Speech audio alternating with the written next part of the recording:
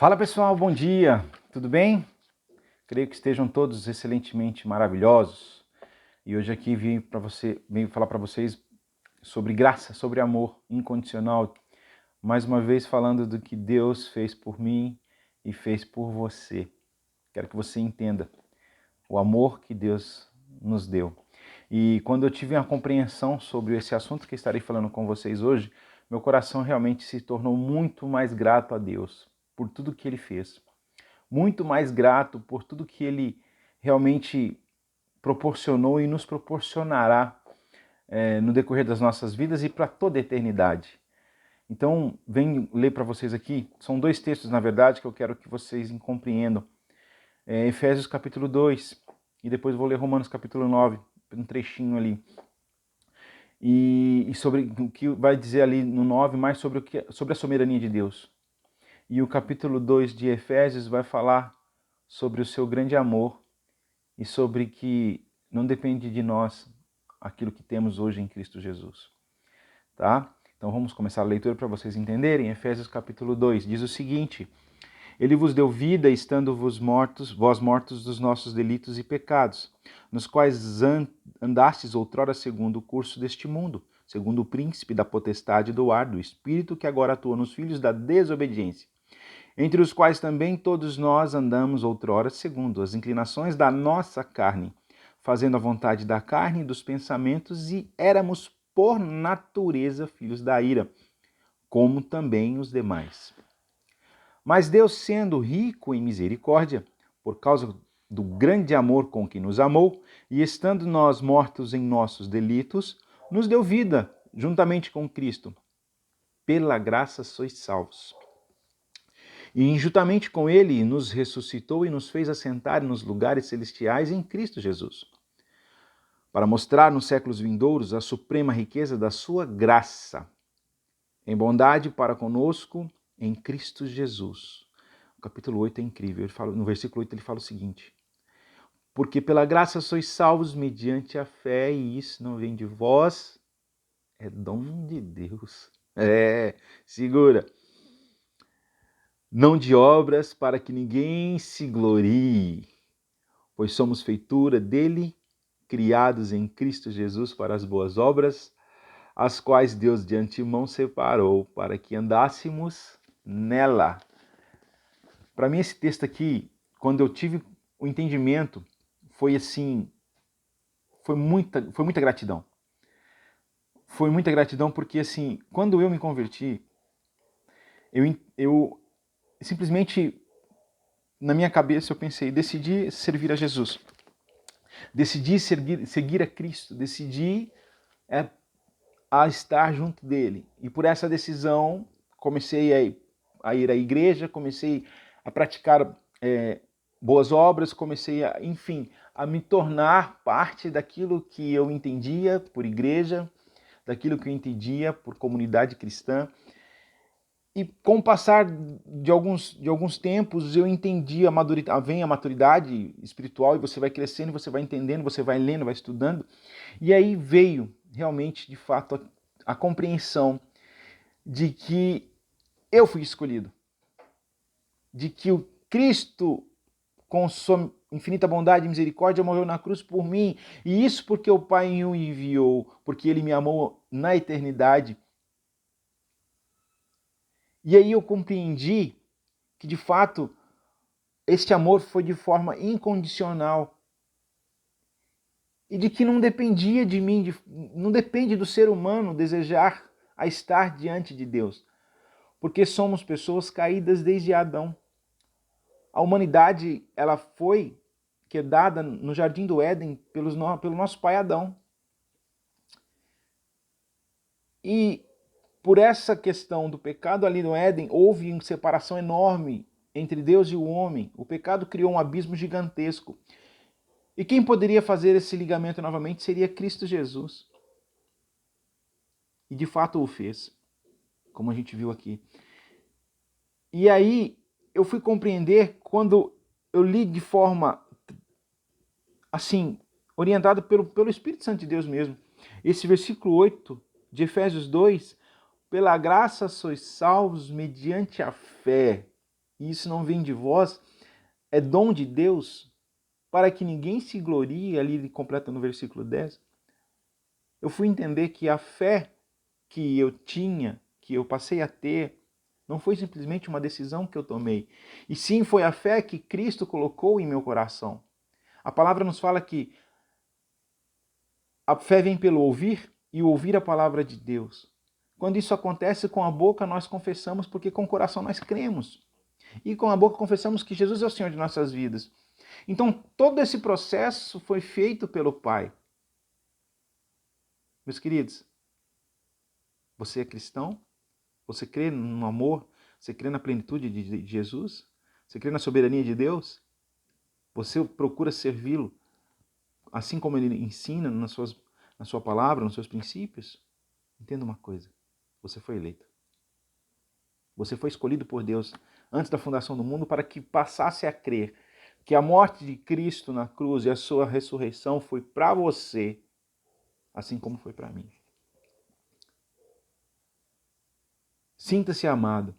Aí você levanta a questão, mas como assim? Então tem outros que vão caminhar a passos largos para o inferno? Todos carecemos da glória de Deus. Destituídos estamos dela. Todos carecem, todos pecaram e todos carecem. Então, assim, todos a passos largos vão para o inferno. Isso é fato. Isso é fato. Mas Deus, na sua infinita bondade e misericórdia, tem os seus eleitos. E você fala, isso é injusto da parte de Deus? Aí eu me pergunto, quem sou eu para questionar a Deus? E essa questão foi explanada por Paulo no Romanos capítulo 9, o que eu vou ler para vocês aqui agora, dizendo o seguinte, capítulo 9, a partir do versículo 6, olha, presta atenção nisso, olha que incrível. E não pensamos que a palavra de Deus haja falhado, porque nem todos de Israel são de fato israelitas. Presta atenção em cada detalhe desse texto.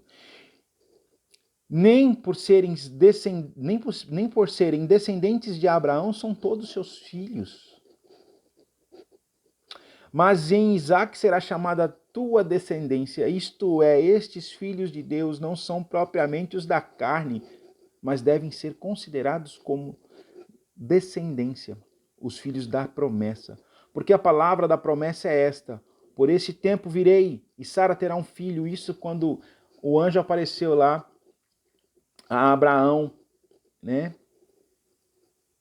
E fala da Sara, que ela vai ter um filho. E não ela somente, mas também Rebeca, ao conceber um só, Isaque, nosso pai. Olha só que interessante. No versículo 11, ele fala uma coisa incrível.